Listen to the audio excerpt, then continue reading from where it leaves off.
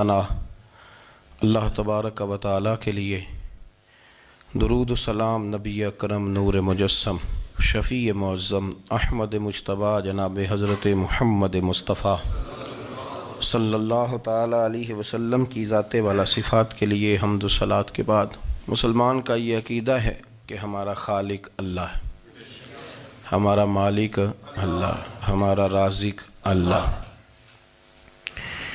جب یہ ساری چیزیں، ساری عطائیں، ساری نعمتیں اللہ کی ہیں تو پھر مسلمان کی ساری توجہ بھی اللہ ہی کی جانب ہونی چاہیے۔ اسے کوشش کرنی چاہیے کہ وہ ہر معاملے میں، ہر مسئلے میں، ہر پریشانی میں اپنی توجہ اپنے رب کریم کی جانب مبذول رکھے۔ انسان جب اپنے علم پر بھروسہ کرنے لگتا ہے یا اپنی عقل پر بھروسہ کرنے لگتا ہے یا اپنے تعلقات پر بھروسہ کرنے لگتا ہے یا اپنی دولت پر، مال پر، صحت پر، تو ایک بہت بڑے دھوکے کا شکار ہو جاتا ہے۔ اور انسان جب انسانوں پر بھروسہ کرنے لگتا ہے تو پھر اللہ تعالیٰ اسے بعض اوقات انسانوں کے سپرد کر دیتا ہے، انسانوں کے سپرد۔ اور بہت سارے ایسے لوگ بھی ہوتے ہیں جو رب کریم کو بھولتے ہیں اور وہ اپنی ساری توجہ انسانوں کی طرف، دنیا کی طرف، دنیا داروں کی طرف کر لیتے ہیں، تو اللہ تعالیٰ فرماتا ہے پھر میں انہیں یہ سزا دیتا ہوں کہ وہ مجھے بھولنے نکلے تھے تو میں نے انہیں ان کا اپنا آپ بھی بھلا دیا، اپنا آپ بھی۔ سورہ حشر کو دیکھیے گا، فرمایا وَلَا تَكُونُوا كَالَّذِينَ نَسُوا اللَّهَ فَأَنسَاهُمْ أَنفُسَهُمْ۔ ان لوگوں کی طرح نہ ہو جانا جنہوں نے اللہ کو بھلا دیا تو اللہ نے پھر انہیں ان کا اپنا آپ بھی بھلا دیا،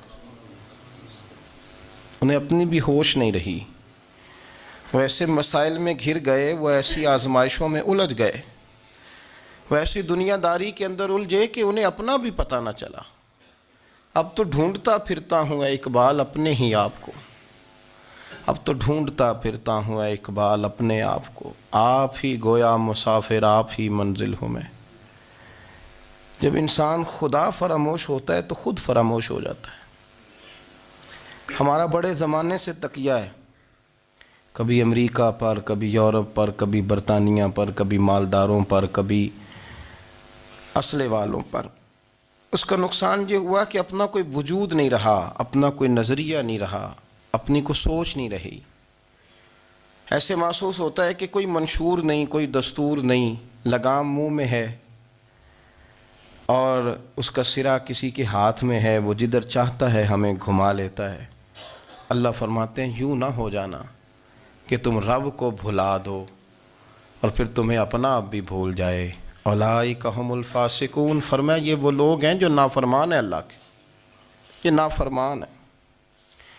جب یہ نظریہ بن گیا، جب یہ ذہن بن گیا کہ پیدا اللہ نے کیا ہے، دینا اللہ نے ہے، عطا کرنے والا اللہ ہے، نوازنے والا اللہ ہے، تو پھر ساری توجہ دنیا داروں کی طرف رکھنا، میں اللہ والوں کی طرف توجہ رکھنے کا قائل ہوں، میں وہ سمجھتا ہوں، ہم اس چیز کے قائل ہیں، لیکن وہ بھی کوئی آستانہ ہے کہ جہاں حق مرشد کا نعرہ تو بڑا لگے پر رب کا نام ہی نہ سننے کو ملے۔ یہ بھی کوئی بات ہوئی کہ جہاں یہ تو نعرہ زور سے لگے کہ جیوے جیوے مرشد جیوے، لیکن استغفار کا درس ہی نہ ملے۔ جہاں ہر وقت یہ بتایا جائے کہ یہاں آ گئے تو بچ گئے، کیسے بچیں گے؟ میرے رسول پاک علیہ السلام کا دروازہ سب سے بڑا دروازہ ہے، حضور کا دروازہ سب سے بڑا دروازہ ہے، لیکن میرے دوستو یاد رکھنا، نبی پاک علیہ السلام نے بھی لوگوں کو جب رستہ دکھایا ہے تو رب کریم کا رستہ دکھایا ہے، اللہ کا رستہ دکھایا، اللہ کریم کا رستہ دکھایا، لوگوں کو رب کی طرف توجہ کرائی۔ میرے رسول کریم سید عالم صلی اللہ تعالی علیہ وسلم نے لوگوں کی اللہ کی جانب توجہ کرائی اور لوگوں سے یہ کہا کہ وہ اپنے رب کریم کی جانب اپنا ذہن رکھیں، اپنی توجہ اپنے اللہ کی جانب مبذول کریں۔ میری بات کو اچھے طریقے سے سمجھیے گا، علم اللہ تبارک و تعالی عطا کرتا ہے تو اسے اللہ کی عطا ہی سمجھنا چاہیے۔ کچھ لوگوں کے پاس علم ہوتا ہے پر علم نافع نہیں ہوتا، وہ ٹامک ٹونجا مارتے رہتے ہیں ساری زندگی۔ علم کو اللہ کی عطا سمجھیں، اپنی عقل پر اپنے شعور پر زیادہ بھروسہ نہ سمجھیں، نظر اللہ پہ رکھیں۔ حضرت مولا علی شیر خدا کرم اللہ تعالی وجہہ الکریم سے کسی نے پوچھا تھا بڑا عالم کون ہوتا ہے؟ ہمارے ہاں تو اب وہ والے عالم پائے جاتے ہیں نا، اللہ ماشاء اللہ، جو ممبر پہ بیٹھتے ہیں تو دعوے ہی دعوے ہیں، ممبر پہ بیٹھتے ہیں تو دعوے ہی دعوے ہیں، اس طرح کے عالم ہمارے ہاں پائے جاتے ہیں۔ وہ ہر بات میں دعویٰ کرتے ہیں، میں یہ کر دوں گا، میں وہ کر دوں گا۔ یہ مزاج علماء کا نہیں۔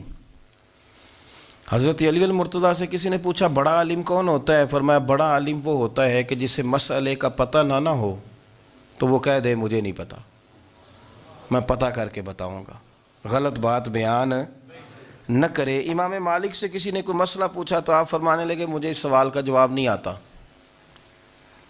ہمارے بزرگ سمجھاتے کیا ہیں؟ وہ کہنے لگا آپ اتنے بڑے امام ہیں تو اس سوال کا جواب نہیں آتا۔ آپ فرمانے لگے اگر مجھے ہر سوال کا جواب آتا پھر تو میں خدا ہوتا، مجھے ہر سوال کا جواب نہیں آتا، مجھے تو اتنا آتا ہے جتنا میرے رب نے مجھے عطا کر دیا ہے۔ اپنی نظر اللہ پہ رکھیں، نکل آئیں اس معمے سے باہر کہ میں کوئی بلا ہوں، مجھے بڑا پتہ ہے، میرے پاس 6 ڈگریاں ہیں، مجھے 10 جگہ پہ تدریس کا شغف حاصل ہے، اس سے نکلیں باہر۔ قرآن مجید دیکھیے گا، اللہ تعالیٰ نے ارادہ قدرت فرمایا کہ میں حضرت آدم کو بناؤں گا، پھر بنانے کے بعد فرمایا فرشتوں سجدہ کرو آدم کو، سب نے سجدہ کیا الا ابلیس ابا واستکبر وکان من الکافرین، سب نے سجدہ کیا سوائے ابلیس کے، اس نے انکار بھی کیا، تکبر بھی کیا اور کافروں میں سے ہو گیا۔ تو یہ جب اللہ تعالیٰ نے سجدہ کرایا تو کیسے کرایا؟ اللہ تبارک و تعالیٰ نے نا حضرت آدم کو علم سکھایا خود، وعلم آدم الاسماء کلہا، خود اللہ فرماتے ہیں کہ میں نے جناب آدم علیہ السلام کو تمام اشیاء کے نام سکھائے، سب اشیاء کے نام سکھائے۔ تو وہ چیزیں پھر میں نے نا، اللہ فرماتے ہیں میں نے فرشتوں پہ پیش کی، میں نے کہا کہ بتاؤ ان کے نام کیا ہے، تو فرشتوں نے جو جواب دیا ہے وہ سمجھنے والا ہے۔ اللہ نے چونکہ خود علم سکھایا تھا حضرت آدم کو، جناب آدم سکھایا تھا لیکن فرشتوں کو نہیں سکھایا تھا، تو اللہ کریم نے فرمایا فرشتوں اب یہ بتاؤ ان چیزوں کے نام کیا ہیں؟ تو فرشتے کیا کہتے ہیں؟ فرشتے عرض کرتے ہیں قالوا سبحانک لا علم لنا۔ آپ کبھی یقین کریں اس چیز کی لذت لیں تو مزہ آ جائے۔ کہا قالوا سبحانک، کہنے لگے تو پاک ہے، قالوا سبحانک، کہنے لگے تو بھئی آدم علیہ السلام کو نام سکھا لیے، پھر فرشتوں کے سامنے وہ چیزیں پیش کر کے کہا ان چیزوں کے نام بتاؤ، تو فرشتے کیا کہتے ہیں؟ کہتے ہیں قالوا سبحانک، تو پاک ہے، لا علم لنا، ہمارے پاس کوئی علم نہیں، الا ما علمتنا، ہمیں تو اتنا پتہ ہے جتنا تو نے ہمیں سکھا دیا ہے، ہمیں تو اتنا پتہ ہے جتنا تو نے ہمیں، لا علم لنا، ہمارے پاس کوئی علم نہیں ہے، اتنا ہی پتہ ہے جتنا تو نے ہمیں سکھا دیا ہے، اس سے زیادہ ہمارے پاس علم۔ اور یہ کیوں تو نے ہمیں جتنا سکھایا اتنا پتہ ہے؟ فرشتے یہ نہیں کہتے یا اللہ تو زیادہ سکھا، آدم کو دیا تو ہمیں بھی دے، یہ نہیں فرمایا، فرمایا انک انت العلیم الحکیم، اے اللہ تو علم والا بھی ہے اور حکمت والا بھی ہے، تجھے پتہ ہے کس کو کتنا دینا ہے، جتنا تو نے مناسب سمجھا جناب آدم کو دیا، اور جتنا تو نے بہتر سمجھا وہ تو نے ہمیں عطا فرمایا۔ تو اگر آپ کے پاس علم ہے، کہیں نالج ہے، تو اس کو اللہ کی عطا سمجھیں۔ ہمارے ہاں بہت سارے لوگ بن کے بیٹھ جاتے ہیں، میں اکثر کہتا ہوں کہ پھر وہ دعوے کرتے ہیں میرے علاقے والے جاہل ہیں، میرے شہر والے جاہل ہیں، میرے خاندان والے پڑھے نہیں۔ یہ آپ کا دعویٰ ہے، یہ آپ کو خراب کر دے گا۔ ہم نے بہت سارے ایسے لوگ دیکھے جو بہت بڑے عالم تھے، لیکن اللہ جب لینے پہ آیا تو عقل ہی لے گیا، شعور ہی چلا گیا، حافظے ختم ہو گئے۔ آپ دیکھتے ہیں بڑھاپے میں کچھ لوگ ایسے ہوتے ہیں کہ جن کو یہ بھی یاد نہیں رہتا کہ میرا نام کیا ہے، میں کہاں ہوں، مجھے کدھر جانا ہے۔ تو اس وقت سے اللہ کی پناہ مانگیں اور اپنی نظر اپنے رب کریم کی جانب رکھیں، اللہ کی جانب اپنی نظر کو مبذول رکھیں۔ دوسری بات، علم کے بعد ایک چیز آتی ہے جس کا نام ہے ہدایت، جس کا نام ہے تقوی، جس کا نام ہے پرہیزگاری، جس کا نام ہے عمل، عبادت، ریاضت۔ یہ بھی اسی وقت ہی نصیب ہوتی ہے جب میرا رب کریم نصیب فرما دیتا ہے۔ ہم نے نا نیکی کا اپنا اپنا سٹیٹس بنا لیا ہے، اپنا اپنا معیار بنا لیا ہے۔ کچھ لوگ کہتے ہیں کہ جناب مسجد میں سیمٹ کا توڑا دینے سے بہتر ہے کسی غریب کو آٹے کا تھیلا دے دو۔ اب اس نے اپنا مزاج بنا لیا نا نیکی کا، اس نے اپنا سٹیٹس بنا لیا ہے۔ میرا یہ سوال ہے کہ نبی پاک صلی اللہ تعالیٰ علیہ وسلم جب مدینہ شریف آئے تھے تو حضور نے سب سے پہلے غریبوں میں آٹا تقسیم کیا تھا کہ سب سے پہلے مسجد بنائی تھی؟ کیا عجیب لوگوں کا رنگ ہے، اپنی مرضی کی ہدایت، اپنی مرضی کا تقوی، اپنی مرضی کا معیار۔ مسجد کوئی بڑا چھوٹا خطیب بھی میری طرح کا ہو نا تو وہ مسجد میں بیٹھ کے جب نبی پاک کی بات کرتا ہے تو کہتا ہے میرے رسول پاک غریبوں کا سہارا بن کے آئے۔ وہ غریبوں کی بات کرتا ہے، مسکینوں کی، لاچاروں کی، کمزوروں کی بات۔ تو مسجد ہی تو وہ ادارہ ہے جہاں سے غریبوں کی بات ہو رہی۔ تو اب لوگوں نے غریب کو اور مسجد کو لڑانا شروع کر دیا، اس کو لڑاؤ کہ مسجد میں پیسے دینے سے بہتر ہے آپ غریب کو آٹے کا تھیلا دے دیں۔ آپ یہ کیوں نہیں کہتے کہ مسجد میں بھی آپ توڑا دیں ایک سیمٹ کا اور ساتھ غریب کو بھی خدمت کریں؟ یہ کیوں نہیں تقویٰ؟ اپنی اپنی مرضی کا مزاج، اپنی اپنی۔ کچھ لوگ کہتے ہیں چھوڑو جی، ساری زندگی انسان نماز پڑھتا رہے اور پھر گالیاں بھی دیتا رہے، بندہ داڑھی بھی رکھ لے اور جھوٹ بولنا بھی نہ چھوڑے، تو یہ آپ نے اپنے پاس سے تقوی کا معیار بنایا ہے۔ گالی دینے کا گناہ ہے اور داڑھی رکھنے کا ثواب ہے۔ تو اگر آپ داڑھی رکھے ہوئے ہیں اور آپ کوئی غلطی کر رہے ہیں تو اس سے آپ کی داڑھی کا ثواب ختم، اللہ کرے آپ کو سمجھ آئے میری بات کی۔ آپ کوئی غلطی کر رہے ہیں، داڑھی کا ثواب اس سے ختم، وہ اپنی جگہ پہ قائم ہے چیز۔ اپنی مرضی کا کیوں تقوی کا معیار بناتے ہیں؟ تقوی کا مزاج اپنی مرضی کا نہ بناؤ، اللہ کی بارگاہ سے دعا مانگو کہ یا اللہ ہمیں ہدایت کا نور عطا فرما، اللہ تو ہمیں رستہ دکھا، تو بتا کہ ہدایت کیا ہے۔ تو رب فرماتا ہے اللہ ولی الذین آمنوا، اللہ مومنوں کا مددگار ہے، یخرجہم من الظلمات الی النور، وہ انہیں اندھیروں سے نکالتا ہے اور نور کی طرف روشنی عطا فرماتا ہے۔ اندھیروں سے نور کی طرف اللہ لاتا ہے۔ اللہ ولی، اللہ مومنوں کا ولی ہے، وہ انہیں اندھیروں سے نور کی طرف نکالتا ہے۔ ہدایت ہمیشہ اللہ کی طرف سے سمجھے۔ جب وہ نماز کی توفیق دیتا ہے تو اپنے فضل سے دیتا ہے، جب وہ ذکر کی توفیق دیتا ہے تو اپنے فضل سے۔ ہم سمجھتے ہیں ہو جی فلانا نہیں پڑھ رہا بڑا بیوقوف ہے، فلانا نہیں پڑھ رہا، تو تم کیا اپنی عقل کے زور پہ پڑھ رہا ہے؟ میں جی اللہ کے فضل سے 2 سپارے پڑھتا ہوں، تو کس پہ احسان کرتے تو 2 سپارے پڑھ کے رویا کر۔ کہا اگر مالک تو بڑا قریب نہیں، بڑے لوگ ہیں جن کو پورا قرآن حفظ ہے پر انہیں پڑھنے کی توفیق نہیں، تو انہیں فضل کیا اور مجھے توفیق دے دی ہے پڑھنے کی۔ رویا کر، پڑھ کے رویا کر، راتی ساری کر کر زاری، وہ نیند اکھاں تھی توندے تے فجرے اوہی گناہگار کہاون سب تو نیوے ہوندے۔ مہربانی کریں، ڈریں، نیکی کریں تو پھر ڈریں، پھر احساس پیدا کریں، پھر اپنے اندر وہ کمزوری لائیں، کہیں توبہ توبہ مجھے تو پتہ ہی نہیں، تو جانتا ہی نہیں۔ حضرت سیدنا امام اعظم ابو حنیفہ رحمۃ اللہ تعالیٰ علیہ کے ساتھ ایک شخص کہتا میں نے نماز پڑھی، تو عشاء کی نماز تھی۔ یہ جو لوگ بڑے ہوتے ہیں نا، جن کے پیار کرنے والے بڑے ہوتے ہیں، ان کے گرد خوف بھی بڑا ہی ہوتا ہے، انہیں بڑا ڈر لگتا ہے، بڑی بعض اوقات آزمائش ہوتی ہے ان کی۔ عشاء کی نماز کہتے پڑھی تو امام صاحب نے نا عشاء کی نماز میں تلاوت کی آیتیں فَمَن يَعْمَلْ مِثْقَالَ ذَرَّةٍ خَيْرًا يَرَهُ وَمَن يَعْمَلْ مِثْقَالَ ذَرَّةٍ شَرًّا يَرَهُ، فرمایا جو ذرہ برابر خیر کرے گا وہ بھی قیامت میں دیکھے گا، اور جو ذرہ برابر شر کرے گا وہ بھی قیامت میں اس شر کو دیکھے گا، اس کے سامنے آئے گا۔ تو وہ شخص کہتا ہے کہ سارے لوگ نماز پڑھ کے چلے گئے تو امام صاحب رحمۃ اللہ علیہ نے اپنی داڑھی پکڑی، رو رہے ہیں، کہتے ہیں وہ ذرہ برابر نیکی کا بدلہ دینے والے، وہ ذرہ برابر شر پہ سزا دینے والے میری سفید داڑھی کو دیکھ، مالک میرے ذرے ذرے سامنے نہ لانا، لوگ تو میری بڑی قدر کرتے ہیں دنیا، میں تو بڑا پہچانا جاتا ہوں، لوگ تو میری راہوں میں پھول لیے کھڑے ہوتے ہیں، مجھے بڑا نوازتے ہیں، قیامت میں رسوا نہ کر دینا، میرے لیے مشکل ہو جائے گی۔ وہ کہتے ہیں میں نے امام صاحب کا درد دیکھا، مجھے کوئی کام تھا تو میں چلا گیا، میں نے کہا کہ وہ اس وقت اللہ کے حضور حاضر ہیں تو میں دوبارہ آؤں گا۔ کہتے ہیں میں تہجد کا وقت آیا تو امام صاحب وہیں بیٹھے تھے، اور ان کی داڑھی آنسوؤں سے بھری ہوئی تھی اور زور سے داڑھی پکڑی ہوئی، کہنے لگے مالک رسوا نہ کر دیں، قیامت میں رسوا نہ کر دیں۔ یار جو ہدایت یافتہ لوگ تھے وہ تو ڈرے ہوئے تھے، وہ تو سہمے ہوئے تھے، وہ تو کہتے تھے یہ اس کا فضل نہیں، اس نے بلا لیا، یہ اس کا کرم نہیں۔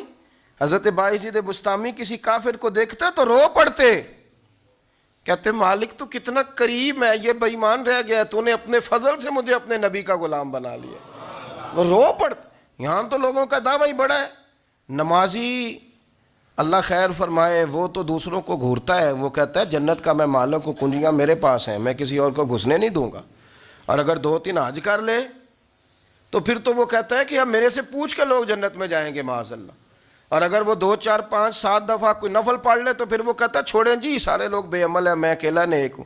نہ ایسا کریں، اپنی توجہ اپنے رب پہ رکھیں، اپنی توجہ اپنے معین الملت والدین، عطائے رسول، ہند الولی، غریب نواز، خواجہ معین الدین چشتی، حضرت خواجہ اجمیر، شاہ اجمیر، شاہ اجمیر، والی ہندوستان۔ آخری عمر میں نا سارا دن روتے گزر جاتا، ساری رات روتے گزر جاتی، ذرا سی کوئی بات کرتا تو رو پڑتے، آنکھیں آنسوؤں سے بھری رہتی۔ اور کئی دفعہ اپنے بھی پریشان ہو جاتے ہیں نا کہ یار تو ایک بات کی جان ہی نہیں چھوڑ رہا، تو خواجہ قطب الدین صاحب بختیار کاکی سے لوگوں نے کہا کہ آپ مرشد سے بات کریں، اتنا بھی تو نہیں نہ رونا چاہیے، ہر وقت اس کے آنسو کی کریے، عاشق دا کام ہی رونا تونا، تے بھی نہ رویو نہیں منظوری، یہ عاشق سدا ہی روندا رہندا ہے، پاویں وصل ہوئے تے پاویں دوری، ہر وقت رونے کا کیا مطلب ہے؟ تو خواجہ قطب صاحب کہتے ہیں میں قریب گیا تو میں نے پیر دبائے، میں نے کہا سونیا لوگ تو کچھ بھی نہیں کرتے، تو نے تو کمال کر دیا، 90 لاکھ آدمی مسلمان کر دیا، دنیا کچھ نہیں کرتی، تو نے 50 سال ساری رات مصلے پہ بیٹھ کے رب راضی کیا، تو شہزادہ تھا، حضور کی اولاد تھا، لیکن معین الدین تیرا ایک پلاٹ بھی نہیں، تو نے طالب علم پالے، انہیں غریبوں کو دیا، تو نے نوازا، کوئی شے نہیں تیرے پاس، ہر چیز تو نے، ساری رات روتے ہو، سارا دن روتے ہو۔ تو خواجہ قطب الدین صاحب کہتے ہیں میں نے جب عرض کیا تو خواجہ صاحب مجھے گلے لگا لیا، چیخ مار کے روئے، کہنے لگے قطب الدین پتر داڑھی سفید ہو گئی، جانے کا وقت آ گیا، جو تو نے نیکیاں گنوائی ہیں وہ ہیں صحیح میرے پاس، پر یار کی بارگاہ میں پیش کرنے کے قابل ایک بھی نہیں، ایک بھی نہیں، تو بارگاہ تو دیکھ کتنی بڑی ہے، رسول کریم کی بارگاہ میں پیش کرنے کے قابل ان میں سے ایک بھی نہیں، تو آستانہ دیکھ کتنا بڑا ہے، کیا پیش کروں گا، کیا عرض کروں گا حضور کی بارگاہ میں، کس طرح؟ وہ یار جو بڑے تھے وہ تو ڈرے ہوئے تھے، سہمے ہوئے تھے، وہ تو بڑی آزمائش میں تھے، لیکن میرا اور آپ کا رٹا 2 نمازیں پڑھ کے 6 نمازوں کا دعویٰ کرنا اور لمبی چوڑی کہانیاں بنانا اور اپنے منہ سے اپنی تعریفیں کرنا، اس سے تھوڑا باہر آئیں۔ رزق بھی میرا اللہ ہی دیتا ہے، علم بھی اللہ دیتا ہے، رزق بھی۔ بڑے بڑے فقیروں کو مالدار ہوتے دیکھا، بڑے بڑے مالداروں کو فقیر ہوتے دیکھا، بڑے بڑے، میرے ایک بڑا سخی قسم کا سجن ہے، بڑا پیارا ہے، میں اسے سخی مانتا ہوں، میں نے اپنی پریشانیوں کے دنوں میں بھی اس شخص کو سخی دیکھا۔ ایک دن رات کو مجھے ٹیلی فون کر کے کہنے لگا کدھر ہو؟ میں نے کہا میں گھر ہوں۔ نہیں اکثر سفر میں ہوتے ہو نا؟ اور میں نے کہا طبیعت کیسی ہے؟ ٹھیک ہے، بس حال چال پوچھنا تھا۔ میں نے سمجھائی، میں نے کہا یار یہ کوئی مسئلہ ہے، ورنہ رات کے 2 بجے کوئی حال پوچھنے کو فون تو نہیں نہ کرتا، کوئی مطلب ایسا تو مسئلہ نہیں نا؟ تو میں نے بیک کال کی، میں نے کہا یار میری بات سن، مسئلہ کیا؟ کہ نہیں کچھ نہیں دل کر رہا تھا۔ میں نے کہا میری گل سن، رہے ہیں اسی 4-5 سال کٹھے، میں تین جاننا، اصل بات کر۔ کہنے لگا مکان بھی بڑا ہے، سارا کچھ ٹھیک ہے، پر وہ بڑا ہی بے نیاز ہے، کچھ حالات اس قسم کے آ گئے ہیں کہ لوگوں کو بتاؤں بھی تو لوگ ماننے کو تیار نہیں، زیادہ نہیں، مجھے نا تھوڑے سے پیسوں کی ضرورت ہے، کوئی 15-20 ہزار اگر مل جائیں، میری ضرورت۔ آپ یقین کریں میں روتا رہا ساری رات۔ میں نے کہا او مہربانہ تیرا کس طرح کرانگے، اس سے لے کے زمانہ استعمال کرتا تھا، پر بے پرواہی ویکھ نہ سجڑ دی، جتھے کسے دی پیش نہ جاوے، انہیں تاجاں والے در در رولے تے منگتیاں تخت بٹھاوے۔ سجنا کسے نو کارا مل دئی، کوئی کعبے خالی آوے. واللہ خیر الرازقین.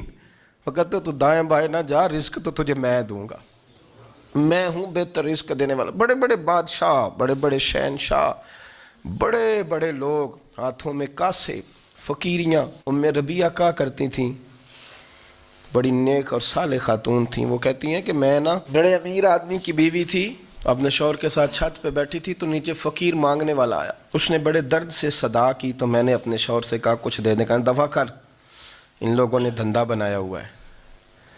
کہتی میں میکے سے بھی بڑا مال لے کے آئی تھی، میرے ماں باپ بڑے امیر تھے تو میں نے نا چوری اپنے خامہ سے نظر بچا کے باتھ روم جانے کے بہانے گئی اور نیچے جا کے 5 دینار میں نے اس فقیر کی ہتھیلی پہ رکھے.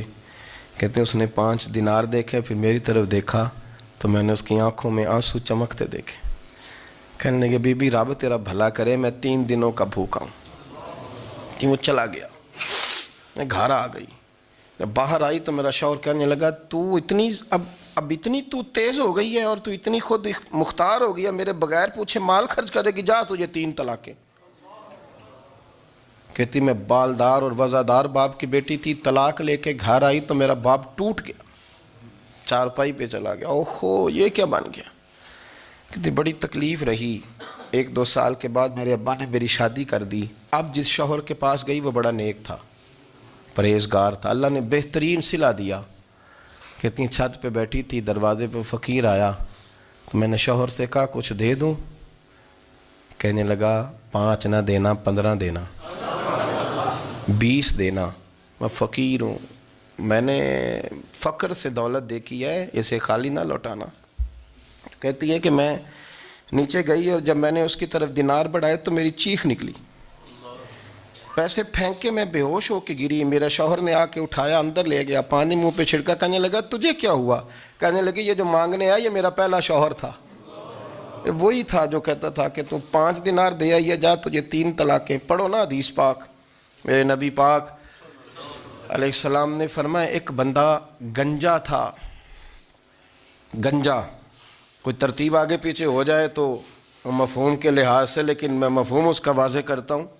ایک گنجا تھا، کوئی شے نہیں تھی، سر پہ بال بھی نہیں تھے، رویا کرتا تھا. اللہ تعالیٰ نے فرشتے کو بھیجا، تجھے کیا چاہیے. تو کہنے لگا بال آ جائیں اور تھوڑا مال آ جائے. فرشتے نے ہاتھ پھیرا تو بال بھی آ گئے تو بکریاں بھی آ گئیں، لائنیں لگ گئیں، مال ہی مال ہو گئے. دوسرے کے پاس گیا، وہ کوڑا تھا. اس کو جا کے کہا کیا چاہیے. کہنے لگا شفا ہو جائے اور کچھ اللہ تعالیٰ آسانی کر دے. شفا بھی ہو گئی، گائیں بھی دے دی، بھینسیں بھی دے دی، مال ہی مال ہو. پھر ایک کے پاس گیا، وہ اندھا تھا. تجھے کیا چاہیے. اس نے کہا آنکھیں مل جائیں اور کچھ ساتھ اللہ مال دے دے. اونٹ ہی اونٹ ہو گئے. جب بڑا نواز دیا تو پھر مالک نے امتحان لینے کا ارادہ کیا. یاری تیری سونا ہے پر آزمائشاں بھی تیریاں اگ. آزمائشاں تیریاں، صحیح کہہ رہا ہوں، آزمائشاں تیریاں. یاری تیری سونا ہے پر آزمائشاں تیریاں. اے سونا پرکھیا جامدائی پہلو نال لگاں دے لگ. اللہ نے فرمایا آزمائش کرو. سب سے پہلے گنجے کے پاس آئے، اسے کہا اللہ کے رستے میں کچھ دیکھا نہیں لگا، میرے خرچے ہی بڑے. دیکھو تو صحیح کتنی مشکل میں وقت گزارتا ہوں، حال ہی کوئی نہیں. تو اس نے کہا میں نے تو سنا ہے تو گنجا اور بھوکا ننگا تھا. کہنے لگا میں تو جدی پشتی رئیس اعظم ہوں، تو یہ کس پاگل نے کہا ہے بھاگ جا. اس نے کہا اچھا جیسے تو تھا ویسے ہی ہو جائے. کھیت کھلیان اجڑ گئے، پھر سے گنجا ہو گیا. حضور علیہ السلام فرمانے لگے. پھر وہ اس کے پاس گیا جو کوڑا تھا، اسے کہا کچھ دے. کہنے لگا خرچے ہی بڑے. اب پوچھ لیں کسی امیر آدمی سے، کہے گا چکی کے نیچے ہاتھ ہے میرا، میرے سے زیادہ تو اب پریشان بندہ ہی کوئی نہیں. کیا بتاؤں آپ کو، اتنا ٹیکس ہے، اتنا جرمانہ ہے، فلانی شے، بڑا کچھ گنواتے ہیں لوگ. اس نے کہا میں نے تو سنا تو پہلے کوڑا تھا. اس نے کہا جا دوڑ جا، میں تو رئیس اعظم ہوں، دادا بھی پردادا بھی اور ساری نسل ہی. اس نے کہا اچھا جیسے تو تھا ویسے ہی ہو جائے. پھر وہ گیا اندھے کے پاس اور جا کے کہا اللہ کے نام پہ کچھ دے. تو کہنے لگا رب کے نام پہ؟ یہ کھڑے ہیں اونٹ، جتنے تیرے دل کرے لے دا. اس نے کہا کیا معنی اس بات کا. کہنے لگا یار تجھے کیا بتاؤں، میں تو اندھا تھا، میں نے تو کبھی دنیا دیکھی نہیں تھی. پھر اس کریم نے فضل کیا تو مجھے بڑا کچھ دکھایا. میں کیا بتاؤں، میرا دل کر رہا ہے کہہ دوں کہ پھر اس نے کعبہ دکھایا، پھر اس نے روضہ رسول دکھایا، پھر اس نے ریاض الجنہ کے سجدے دکھائے، پھر اس نے اپنے محبوب کے دروازے کی رونقیں دکھائیں، اس نے بڑا کچھ دیا، اس نے بڑا نوازا۔ میرے پاس تو شاید میں بدکار پرانا خادم، کسے در ملی نہ ٹوئی، ایت واصف یار نے نظر جو کی تھی، پھر واصف ہی ہوئی۔ یہ تو اس کا کرم ہوا۔ تو یہ وہ کہنے لگا تو اللہ کے نام پہ جان مانگ، میں وہ بھی دینے کو تیار۔ میرے پاس تو شے کوئی نہیں تھی، مجھے تو اپنا پتہ ہے، میں تو کوئی شے نہیں تھا، کچھ نہیں تھا میرے پاس۔ یہ تو ان کا کرم ہے کہ رخ ان کا ادھر ہے، اور مختصر سی میری کہانی ہے، یہ جو بھی ہے ان کی مہربانی ہے۔ تو وہ کہنے لگا میں بھی کچھ لینے نہیں آیا تھا، تیری آزمائش ہی کرنے آیا تھا، تیری عزتیں بھی سلامت رہیں گی، تیرا مال بھی سلامت رہے گا، تیری شفا بھی۔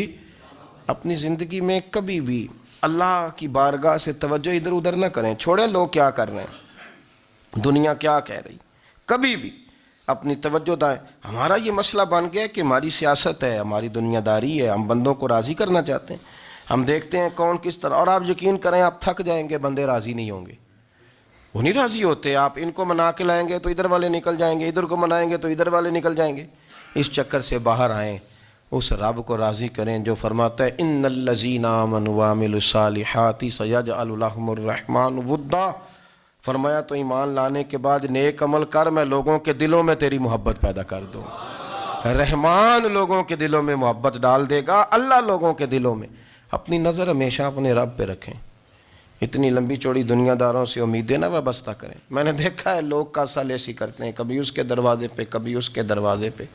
ان چکروں سے باہر آئیں اور اپنے رب کی بارگاہ کی طرف توجہ کریں، استغفار شوق سے پڑھا کریں۔ اور اکیلے میں نا، اکیلے میں حضرت رئیس المتکلمین مولانا نقی علی خان صاحب رحمۃ اللہ نے لکھا ہے کہ فرعون 500 سال حکومت کر گیا، یہاں تو 5 سال کی حکومت کی پیر لڑکھڑاتے ہیں، 500 سال۔ فرماتے اصل وجہ یہ تھی کہ دنیا جب سو جاتی تھی نا تو اوپر چادر لے کے تو مسلح پہ بیٹھ جاتا تھا اور ہاتھ باندھ کے کہتا تھا رب تو ہی ہے، میرا پردہ نہ کھولنا، مالک تو ہی ہے، کرم نوازی کرنا، میری پکڑ نہ کرنا۔ وہ بے ایمان ہو کے اگر 500 سال ہاتھ